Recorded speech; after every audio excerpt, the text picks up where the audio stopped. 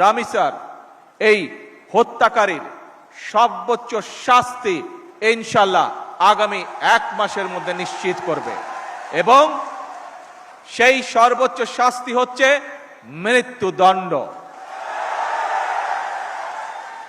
যাতে করে ভবিষ্যতে আর কোনো ব্যক্তি মানুষ এইভাবে শিশু বা নারী নির্যাতন করার সাহস না পায়। সকল সম্মানিত উপস্থিতিবৃন্দ, দীর্ঘদিনের ফ্যাসিবাদী শাসন শুধুমাত্র দেশের মানুষের অধিকার আর দেশের অর্থ সম্পত্তি লুট করেনি, বিচার বিভাগ সহ দেশের সমস্ত প্রতিষ্ঠানগুলোকে ধ্বংস করে দিয়েছে।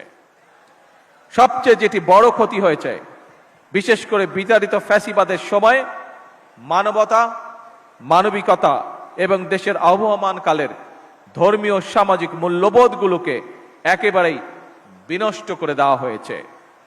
ঢাকার মিরপুরে একটি নিষ্পাপ মেয়ের নির্মম মৃত্যুর মাধ্যমে মানুষের মানবিক মূল্যবোধের চূড়ান্ত অবক্ষয়ের চূড়ান্ত প্রমাণ মিলেছে।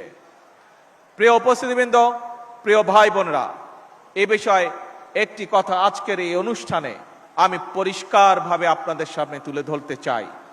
এই ধরনের শিশু নির্যাতন বা নারী নির্যাতন বর্তমান সরকার কোনোভাবেই মেনে নেবে না।